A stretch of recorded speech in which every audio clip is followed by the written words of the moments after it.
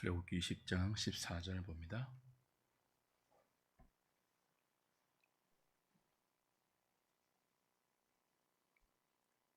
같이 읽겠습니다. 시작. 간음하지 말라. 7계명입니다. 유인물 보면서 대우리문답 139문 7계명 두 번째 시간 함께 공부하겠습니다. 137문, 138문, 139문이 7계명을 다루고 있죠. 대우리문답이 10계명을 다루는 형식은 우리가 이미 보았다시피 그 계명 자체를 묻고 있고 그 계명에서 요구하시는 하나님의 의무를 먼저 규정하고 두 번째는 그 계명에서 하나님이 금지하시는 죄가 무엇인지를 다루는 그런 방식으로 각자의 계명을 살펴주고 있습니다. 그리고 그 계명에 부과된 내용이 있을 때는 마지막으로 부과된 내용이 어떤 뜻을 함의하고 있는지를 확인했죠. 7계명에는 부과된 내용이 없기 때문에 요구하는 의무, 금지하는 죄 그렇게 7계명을 살필 수가 있습니다. 지난번에 요구하시는 의무를 우리가 확인했고요. 오늘은 139문을 통해서 7계명에서 금지하는 죄가 무엇인지 살피도록 하겠습니다. 제가 139문을 읽겠습니다. 여러분이 답해 주시죠. 제 139문 제7계명에서 금지하시는 죄는 무엇입니까? 제7계명에서 금지하시는 죄는 해야 할 의무를 소홀히 하는 것 외에 간음, 음행, 강간, 근친상간, 남색과 모든 비정상적인 성욕, 모든 부정한 상상과 생각과 목적과 정서, 부패하고 추잡한 대화를 나누거나 그런 대화에 귀를 기울이는 것, 엄탕한 눈으로 보는 것, 뻔뻔하거나 경박한 행동, 단정하지 못하고 엄난한 옷차림입니다. 합법적인 결혼을 금하고 불법적인 결혼을 시행하는 것, 사창가를 허가하고 용인하며 유지하고 그곳에 자주 드나드는 것, 독신에 얽매이게 하는 서약, 부당하게 결혼을 미루는 것, 동시에 2명 이상의 아내나 남편을 두는 것입니다. 부당한 이혼, 부당하게 배우자를 버리는 것, 게으름과 탐식과 술취함, 부정한 교제, 엄탕한 노래와 책과 그림과 춤과 연극, 그리고 기타 우리 자신이나 다른 사람들 마음에 엄난함을 자극하거나 엄난한 행위를 하는 모든 것입니다. 7계명이 거의 무시되고 있는 시대를 살고 있습니다. 무시하는 정도가 아니죠. 7계명을 이야기하고 그 계명을 붙들고 사는 그리스도인을 조롱하는 시대입니다. 그래서 대우리문답이 우리에게 가르쳐주는 7계명을 통해서 성도들이 어떤 성적 순결의 의무를 요구받고 있으며 그 요구에서 벗어난 죄를 어떻게 멀리 할 것을 하나님이 우리에게 요구하시는지를 교회와 성도들이 거의 모르고 있는 그런 시대이죠. 7계명을 범하는 목회자, 성도, 또 그런 것을 숨기고 은폐하고 덮고 무시하는 공동체가 많아지고 있어요. 교회의 거룩함이 허물어지는 근본적인 배후에 7계명을 무시하는 교회의 경박함이 큰 이유를 차지합니다. 그래서 우리는 더욱더 이 7계명이 우리에게 무엇을 요구하고 있는지를 잘 살펴서 우리의 삶에 적용하고 순종해야 합니다. 자, 해설을 보겠습니다. 7계명에서 금지하는 죄의 첫 번째는요, 이 계명을 통해서 요구하시는 성도의 의무를 소홀히 여기는 거예요. 우리 이미 지난번에 138문에서 7계명에서 요구하시는 성도의 의무가 있었죠. 제가 한번 읽어보겠습니다. 몸과 생각, 감정, 말, 행동을 순결하게 하며 우리 자신과 다른 사람들의 순결을 보존하고 보는 것을 비롯한 모든 감각을 조심하고 절제하며 순결한 교제를 유지하고 복장을 단정하게 하는 것. 금욕의 음사가 없는 이들은 결혼하고 부부는 사랑으로 동거하며 우리의 소명을 부지런히 수행하고 부정의 모든 경우를 피하며 그 유혹들을 저항하는 것. 이것이 7계명을 통해서 하나님이 교회와 성도에게 요구하는 적극적인 의무였습니다. 성도임에도 이 의무를 염두에 두지 않고 살아가는 것, 그리고 이 7계명이 우리에게 요구하는 삶에 최선을 다하지 않는 것, 7계명에 담긴 하나님의 뜻을 소홀히 취급하는 것, 이 모두가 사실은 7계명에서 금지하는 죄에 해당된다. 대의문답은 그렇게 가르쳐줍니다. 우리가 만약 이 7계명이 요구하는 의무에 조금이라도 충실한다면 가장 먼저 간음, 그리고 그에 따르는 모든 성적 음행을 피해야 합니다. 우리나라도 전에 말씀드렸죠. 간통죄가 폐지되지 않았습니까? 음행이 거의 무감각하게 자행되고 있는 문화, 그리고 시대의 사조들입니다. 섹시하다 이런 말은 거의 칭찬이 되었어요. 그렇지 않습니까? 그리스도인들 사이에서도 이런 말들이 아무 여과 없이 추구받는 그런 시대. 음행이 거의 합법화되거나 오히려 장려되는, 권장되는, 그것을 하나의 무기로 삼는. 아무리 시대가 그래도요, 그리스도인은 이 음행과 간음이 하나님께서 우리에게 제정해 주신 혼인제도, 그 혼인을 통해서 이루어지는 거룩한 성도의 가정, 그 혼인의 신성함을 깨트리고 더럽히고 성도의 거룩한 가정을 깨트리는 심각한 죄. 그래서 히브리서 13장 4절에 의하면 하나님께서 저주하시는 무서운 죄에 해당된다는 사실을 잊지 말아야 합니다. 세상 법정은 이제 간통을 죄로 다루지 않습니다. 벌하지 않아요. 하나님의 법정에서는요, 간통, 간음을 혼인의 신성한 제도를 더럽히는 무서운 죄라고 경고하시고 거룩한 가정을 깨트리는 가장 큰 범죄라고 경고하고 있습니다. 세상의 흐름을 따라가지 말고 하나님의 말씀을 따를 수 있는 저와 여러분 되어야 하겠죠. 3번 보십시오.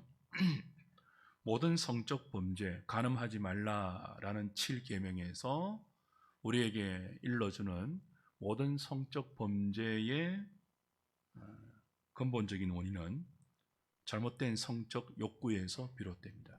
다윗이 우리아의 아내 바세바를 범했지 않습니까? 그걸 은폐하기 위해서 살인하지 않았습니까? 그것도 성적 욕구를, 잘못된 성적 욕구를 절제하지 못하고 그것을 그대로 실행한 데서 비롯된 죄죠. 암논이 이복 동생 다말을 강간했습니다. 그로 말미암아 엄청난 가정의 불행과 비극이 발생했죠. 고린도 교회는요,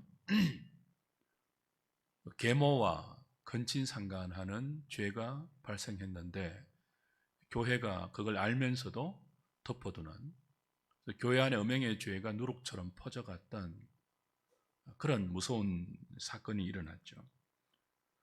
이 모든 범죄가 모두 잘못된 성적 욕구를 이기지 못한 결과로 발생했습니다. 그 중에 하나, 잘못된 성적 욕구를 그대로 표출해서 벌어지는 동성애라는 7계명을 어기는 현상이 있죠. 이 시대는 인권을 말하면서 동성애를 옹호하고 동성애를 정상적인 성적 관계의 하나로 취급하는 경향입니다. 성경은 동성애와 음행과 강간을 같은 성적 범죄로 무서운 범죄라고 분명하게 규정하고 있죠. 그러나 교회가 하나 유념해야 될 자세가 있습니다. 교회는 분명히 동성애가 죄라 하는 사실을 가르쳐야 돼요. 그 성경의 가르침을 그대로 교인들에게 알려줘야 되죠. 그러나 동성애에 빠져 있는 사람을 혐오하거나 차별하거나 벌레 취급하는 것은 옳지 않아요. 동성애자도 구원이 필요하지 않습니까? 하나님의 복음이 필요하지 않습니까? 동성애자도 성령의 은혜 아래에서 치료받고 정상적인 삶으로 돌아와야 할 대상이잖아요. 동성애자도 하나님의 긍휼의 대상 아닙니까? 그래서 그들을 혐오한다면 그들에게 복음 전파의 기회조차 박탈해버리는 것이 되어요.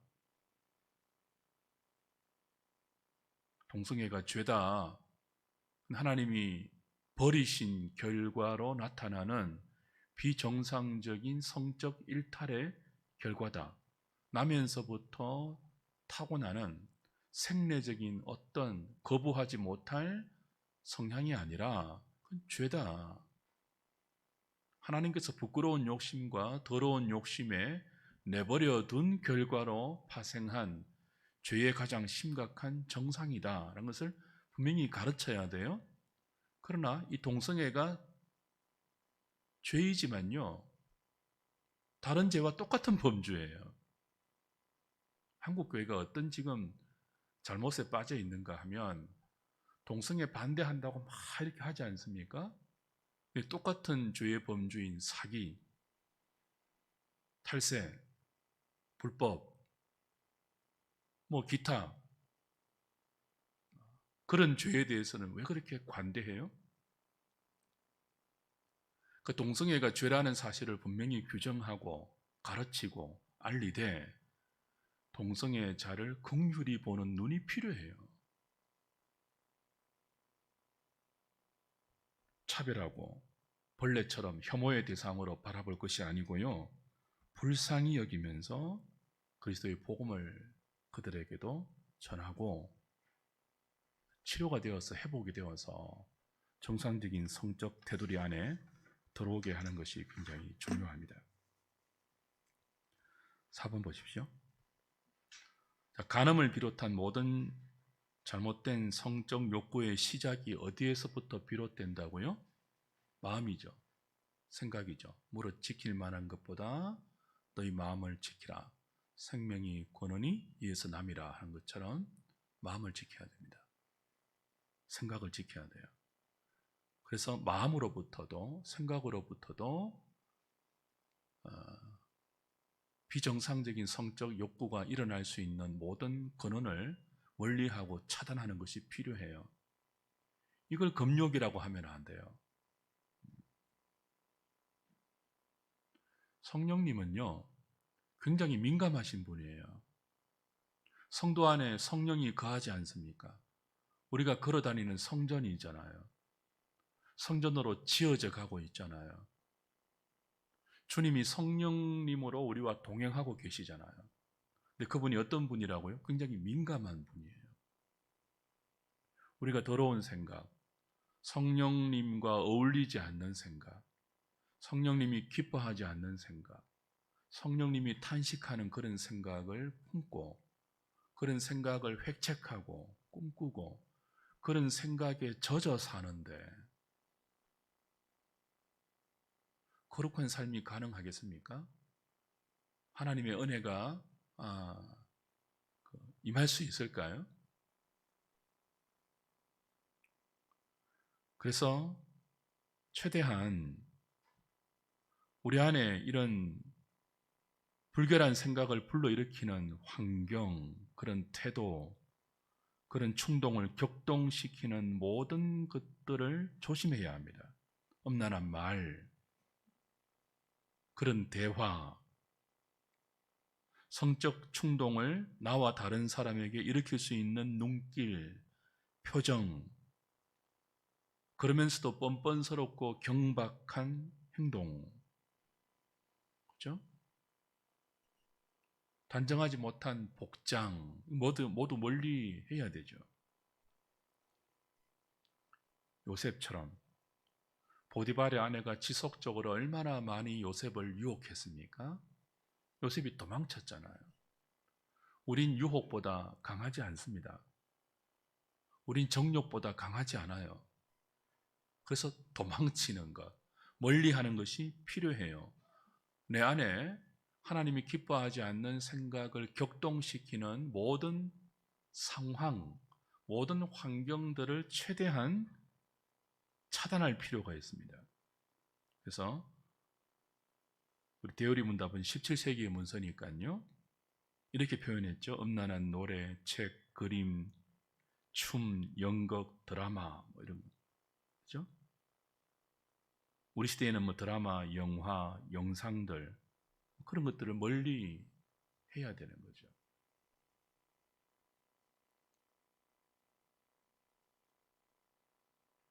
어떻게 멀리 할 수 있을까요? 5번 보십시오. 같이 읽겠습니다. 시작. 어떻게 이런 것들을 멀리 할 수 있을까요? 성령의 도우심을 받아 모든 악하고 잘못된 정욕을 극복하겠다는 결심이 필요합니다. 그러나 사람은 죄와의 싸움에서 백전백승할 수 없습니다. 하나님은 이런 우리의 연약함을 아시고 절제할 수 없거든 결혼하라. 정욕이 불같이 타는 것보다 결혼하는 것이 나으니라 라고 말씀합니다. 부부간의 성은 하나님이 주신 선물 중에 가장 귀하고 아름다운 선물입니다. 거짓 교사들은 혼인과 음식을 피하는 금욕적인 삶을 장려하여 부부간의 아름다운 성을 하찮게 여기게 만듭니다. 그런 의미로 합법적인 결혼을 금하고 독신을 강요하거나 결혼을 지나치게 미루는 것도 제7계명을 어기는 일임을 유념해야 합니다. 최대한 우리 안에 잘못된 성적 충동을 발생시키는 환경들, 상황들, 가능성들을 차단하고 멀리해야 하지만 그렇게 하겠다고 결심해야 하지만 그 결심으로 우리가 성적 충동을 다 이길 수는 없잖아요. 그리고 백전백승할 수 없잖아요. 그래서 하나님께서 너희가 그 성적 충동을 절제하지 못하고 다 이길 수 없다면 뭐 하라고 했다고요? 결혼하라고 했습니다. 성적 충동을 절제하지 못하면 결혼하라 이것을 부정적으로 소극적으로 생각하시면 안 돼요. 굉장히 적극적인 하나님의 의도입니다. 결혼이 그리고 결혼으로 성립되는 성도의 가정이 하나님 나라의 기초 아닙니까? 가정과 교회가 하나님 나라의 두 축인데요. 그 두 축인 가정의 의미 가운데 소극적으로 정욕을 절제하지 못하면 결혼이라는 울타리 안에서 그걸 아름답게 성화시켜라는 하나님의 뜻이 포함되어 있어요. 정욕이 불같이 타는 것보다 결혼하는 것이 낫다. 바울은 고린도 교회를 향하여 그렇게 교훈했죠. 그래서 이 부부 안에서 하나님이 허락해 주신 이 성이라는 울타리는 지난번에도 확인한 것처럼 하나님이 주신 가장 귀한 선물 중에 하나예요. 그런데 거짓 교사들은 하나님이 가정을 허락하시고 그 가정에 기둥인 부부 남편과 아내 사이에 경건한 자녀를 낳는 통로로 허락하신 이 아름다운 성을 거짓 교사들은요 부정하게 여기도록 가르칩니다. 영지주의의 영향이 있겠죠. 또 유교의 잘못된 성적 문화의 영향도 있겠죠. 그래서 그 부부 사이에서도 할 수 있는 한 이 관계를 피하는 것이 거룩하고 그것이 더 영적으로 신령한 것이라고 오해하도록 만드는 거짓 교사들의 가르침이 초대교회를 어지럽히는 경우 있었죠. 결혼하지 않고 결혼해도 최대한 부부간의 정상적인 관계를 피하는 것, 그것이 신령한 길로 가는 지름길이다. 그렇게 가르친 교사들이 많이 있었죠. 한국 교회는 그런 거 없습니까? 그래서 이 거짓 교사들은요, 부부 사이에 하나님이 허락하신 아름다운 성을 하찮게 여기는, 심지어 거룩을 방해하는 걸림돌로 여기게 만드는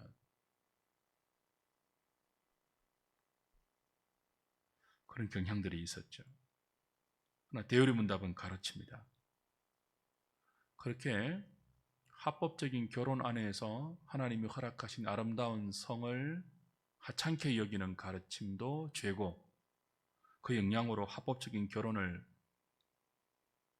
피하고 금하는 것, 오히려 독신을 권장하고 강요하는 것, 나아가서 정상적인 결혼을 지나치게 미루는 것도 7계명을 어기는 것이다. 이렇게 대우리문답은 우리에게 가르쳐 줍니다. 우리 청년들 대우리문답의 가르침을 한번 보세요. 정상적인 결혼을 지나치게 미루는 것도 7계명을 어기는 것에 해당된대요. 간음하지 말라라는 이 7계명의 뜻 가운데 정상적인 결혼을 최대한 뒤로 미루는 것, 직장 생활 때문에 내가 사회에서 어느 정도 그 자리를 잡기까지 결혼 정년기가 지났는데도 최대한 미루는 것도 뭐예요? 7계명을 어기는 죄에 해당된다고 대우리문답은 엄격하게 가르쳐요. 사실 이게 엄격한 게 아니에요. 가정의 소중함, 그 가정에서 정상적인 부부관계를 통해서 하나님이 허락하신 아이를 선물로 받고 그 아이를 경건한 하나님 나라의 백성으로 잘 양육하는 것, 그것보다 귀한 가치는 세상에 없어요. 근데 이게 세상의 모든 것을 이루기 위해서 하나님이 우리 안에 주신 가장 귀한 이 결혼을 통한 가정의 가치를 지금은 다 뭐예요? 뒤로 미루고 있고 무시하고 있고 포기하고 있잖아요. 결혼을 최대한 미루고 결혼해서도 뭐예요? 악이 안 난다는 거 아니에요. 그걸 넓게 보면 대우리문답은 7계명을 어기는 죄에 해당된다. 그렇게 가르쳐요. 그러니까 시대의 흐름이 어떻다 할지라도 우리 청년들은요, 이 요리문답의 가르침에 더 귀를 기울여야 돼요. 최대한 빨리 결혼하세요. 저는 우리 애들한테도 빨리 결혼해라 그러는데요. 성인들에게 막 강요할 수는 없지만 기도하면서 자꾸 이렇게 권장해야 돼요. 성경적인 원리와 가르침들을 말입니다. 그래서 6번, 지금 우리 사회의 결혼 연령이 늦어지고 있는 현상은 어떻다고요? 바람직하지 않습니다. 제가 오늘 낮 설교에도 그랬죠. 31살에 결혼했는데요. 제 때는요, 31살은 노총각이었습니다.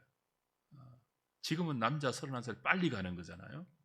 저 때는 노총각이었어요.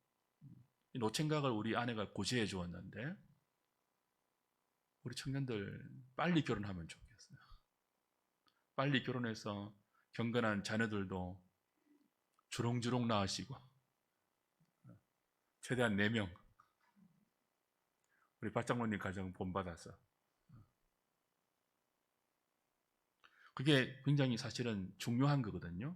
생육하고 번성하라, 땅에 충만하라, 땅을 정복하라. 창세기 2장에 나오는 문화 명령은 사실 결혼 명령과 일맥상통한 거예요. 그리고 그것을 통해서 하나님 나라를 가꾸고 관리하고 확장시켜서 하나님이 허락하신 이 땅에 하나님의 나라가 편만하게 퍼져나갈 수 있도록 성도는 하나님이 짝지어 주신 배우자 안에서 경건한 가정을 이루고 그 가정을 지키기 위해서 7계명을 잘 염두에 두어야 합니다. 빨리 결혼하라고 해서 아무하고나 결혼해서는 안 되죠. 우상 숭배자와 결혼하지 말라고 했습니다. 불신자와의 결혼은 성경이 엄격하게 금하고 있어요. 제가 오전 설교에 이런 말 한 거 기억나십니까? 하나님의 모든 자비하심으로 우리가 구원 얻는 믿음을 얻었다면 어떻게 살아야 한다고요? 우리 몸을 하나님이 기뻐하는 거룩한 산 제물로 드려야 하는데 그게 어떤 특정한 종교적인 형태를 띠는 것이 아니라 우리가 허락받은 모든 일상의 영역에서 장사하고 사업하고 공부하고 취직하고 결혼하고 애를 놓고 키우고 시집가고 장가들고 사위 며느리 들을 때, 그죠? 최대한 하나님 없는 세상 사람들과 다르게 사는 것 아닙니까? 하나님의 은혜를 받고 사는 사람들, 하나님의 모든 자비하심의 은총을 입고 사는 사람들의 다름을 보여야 되는 것이거든요. 그 다름 중에 하나가 불신자와 멍해를 함께 하지 않는 거예요. 불신 결혼 하지 않는 거죠. 집안이 좋다고, 외모가 매력적이라고,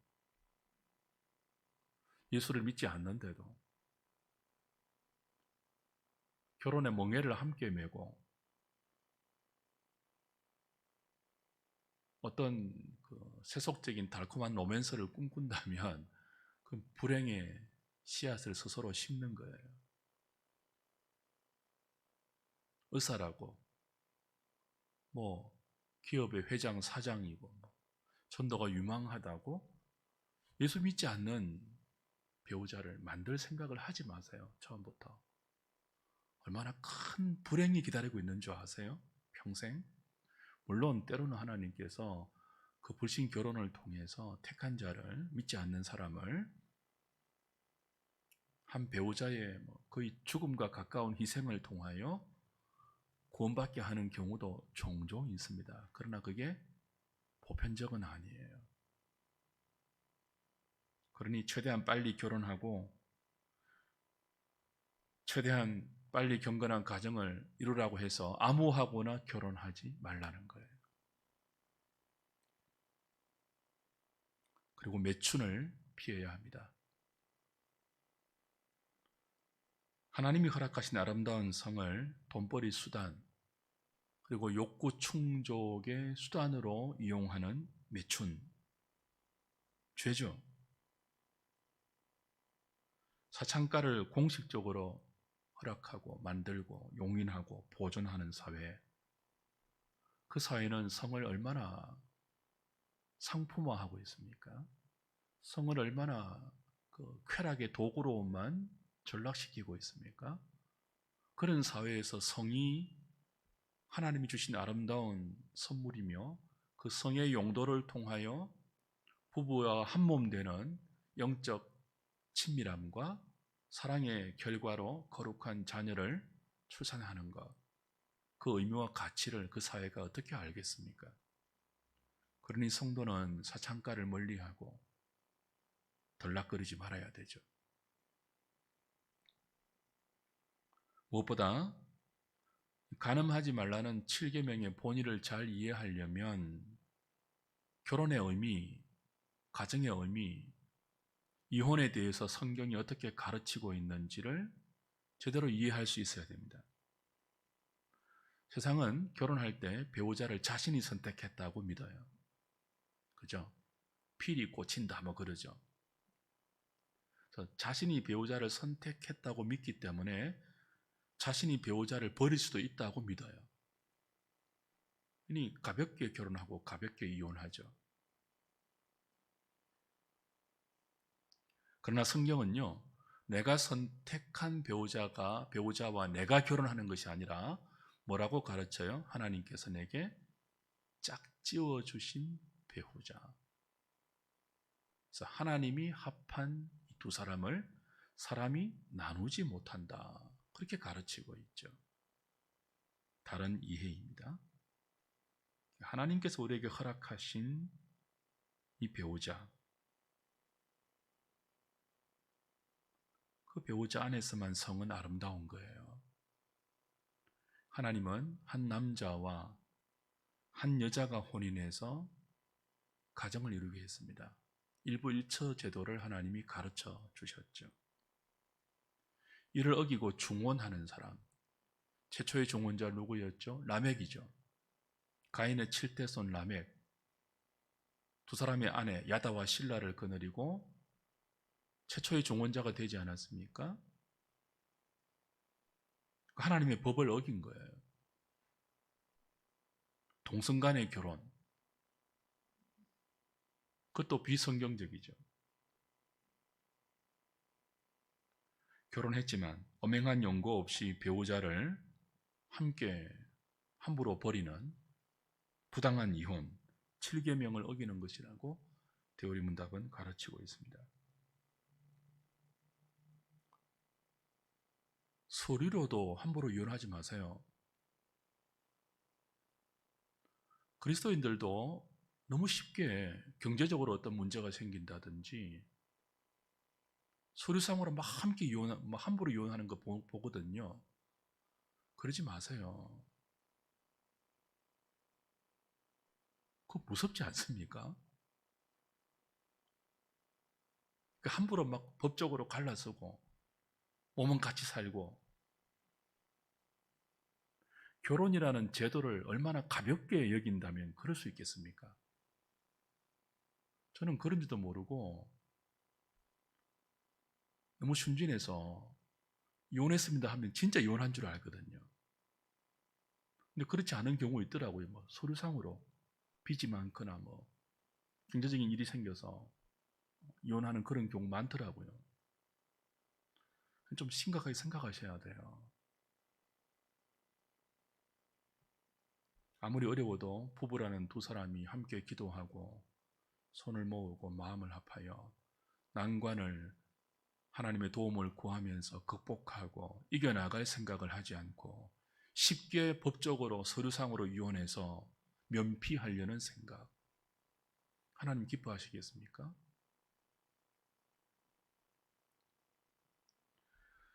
대우리문답은 그런 것을 부당한 이혼, 엄행한 연고 없이 하는 모든 이혼은 부당한 이혼, 부당한 이혼은 제7계명을 어기는 것에 해당된다, 그렇게 가르쳐요. 왜입니까? 두 사람을 한 몸으로 만드신 하나님의 거룩한 뜻을 인위적으로 깨트리기 때문에 그렇죠. 그럴 때는 꼭 하나님의 자비하심을 또 동원합니다. 자비로우신 하나님 다 이해하실 거야.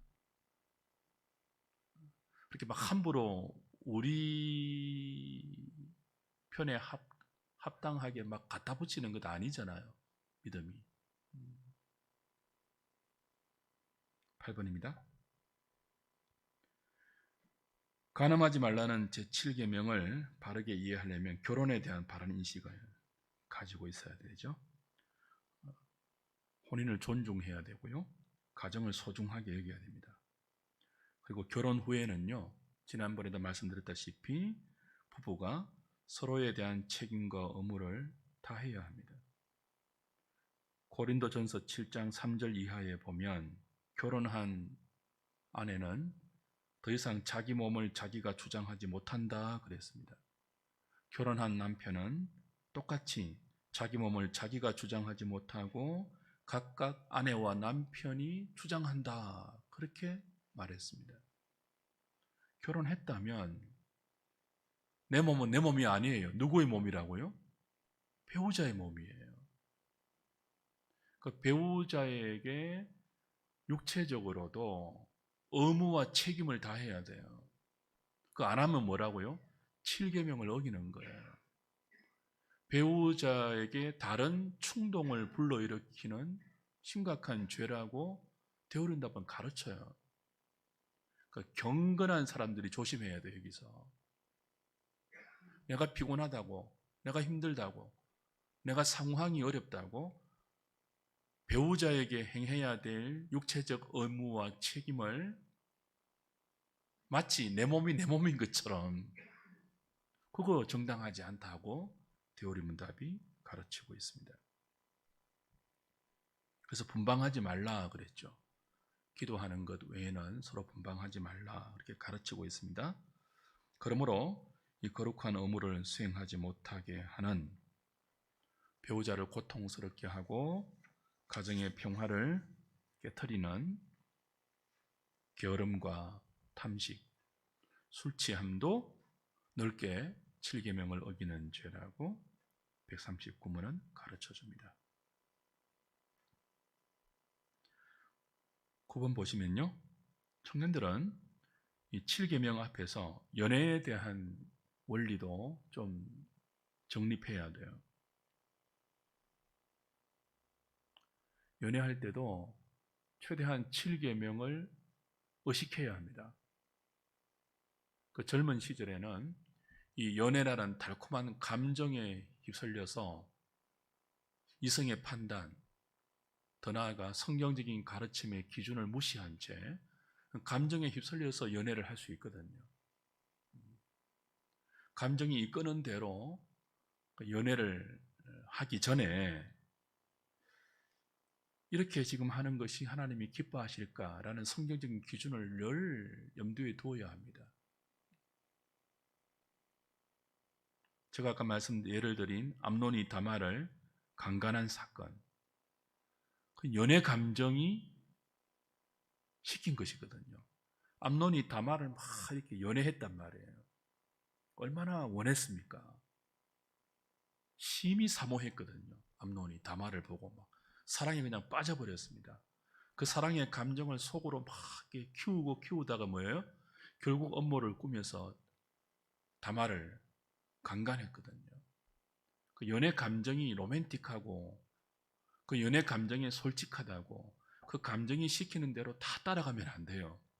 이성적인 판단, 성경의 진리에 기초한 이성적인 분별력, 지금 이 감정은 하나님이 기뻐하시는 것일까? 그런 생각들을 젊었을 때부터 늘 갖고 살아야 돼요. 그래야 나중에 경건한 어른이 될 수 있습니다.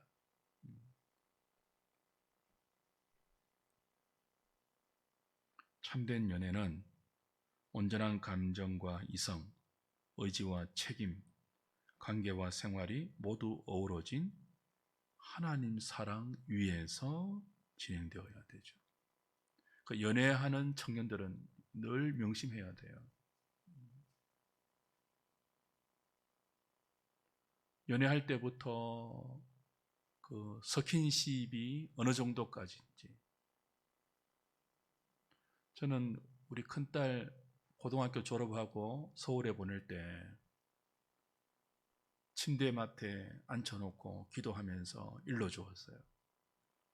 너 남자친구 사귀면 함부로 손잡지 말라. 네 감정이 요구하는 대로 네 몸을 다 내어주면 하나님이 기뻐하지 않을 뿐 아니라 여자의 가치가 떨어진다. 가르치고 보냈어요. 손도 잡지 말라니 뭐, 듣겠습니까 그 말을? 그래도 가르쳐야죠. 결혼하기 전까지는 최대한 네 몸을 순결하게 지켜라. 그래야 결혼이라는 울타리 안에서 하나님 허락하신 성이 얼마나 귀하고 아름다운 것인 줄을 알게 된다. 네가 귀하게 네 몸을 지키지 않으면 누가 너를 귀하게 지켜주겠느냐. 자신을 귀하게 네 자신이 지켜라. 청년들 꼭 명심해야 돼요. 연애 따로 결혼 따로 함부로 그런 생각하면 안 돼요. 연애도 최대한 신중하게. 그죠? 감정이 이끄는 대로 그냥 막 가지 말고. 이게 힘들겠지만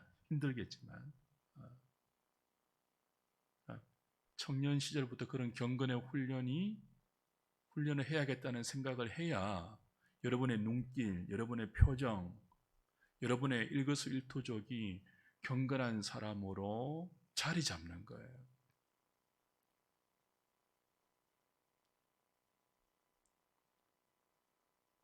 10번 보십시오. 현진건의 단편 소설 비사감과 러브레타라는 소설이 있죠. 거기 비사감은요, 굉장히 이중적인 여자예요. 기숙사에 있는 모든 그 학생들의, 그죠? 연애 편지를 다 그냥 검열하고 아주 검욕적인 굉장히 엄격한 모습을 보이지만 속으로는요, 전혀 다른 성적 욕구를 품고 있는 변태적인 사감으로 그려지고 있죠. 근데 기독교는 그런 검욕적인 종교가 아닙니다. 아가서를 보십시오. 부부 사이에 허락해 주신 성이 얼마나 아름답게 묘사되고 있습니까? 성경은 성을 부정적으로 그리지 않습니다. 부부라는 울타리 안에서 가장 아름답고 가장 가치로운 것이라고 풍성하게 가르치고 있죠. 그걸 깨트리는 것이 간음이에요. 가장 귀한 것을 가장 더럽히는 건 죄가 뭐라고요? 간음이에요. 음행이에요. 그러니까 하나님 가장 싫어하는 죄 중에 하나죠. 가장 귀한 건데, 가장 아름다운 것인데, 그 간음을 통해서 가장 짓밟고 가장 더럽힌다고 생각해 보면 알 거 아니에요. 그죠?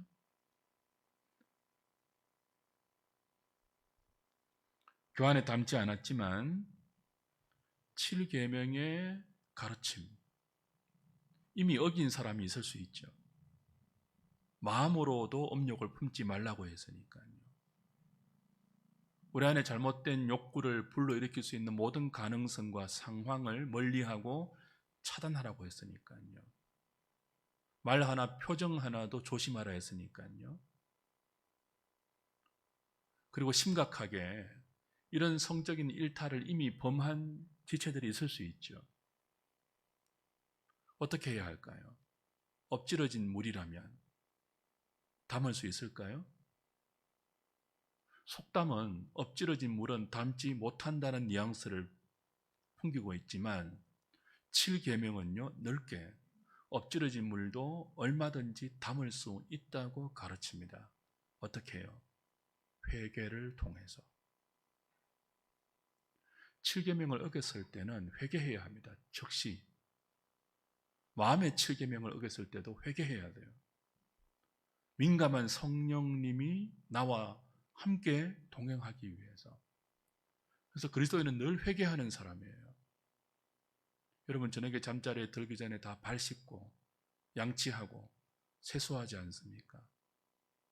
그처럼 매일 회개하는 사람이에요. 오늘 내가 보았던 눈으로 범죄한 것, 내가 걸어 다녔던 모든 일거수일투족, 그걸 돌아보면서 회개하는 사람들. 7계명을 어겼다 할지라도 진실하게 회개할 때 하나님은 다시 거룩함과 순결함을 회복시켜 주십니다. 그리고 다시 성령으로 동행하시면서 우리를 하나님의 사람으로 사용해 주십니다. 만약 7계명을 어긴 사람이 있다면 그리고 회개한다면 용서해야죠. 하나님 허락하신 거룩한 가정, 하나님이 내 안에 허락하신 너무나 소중한 나의 거룩함, 행복의 울타리인 이 가정 포기할 수는 없잖아요.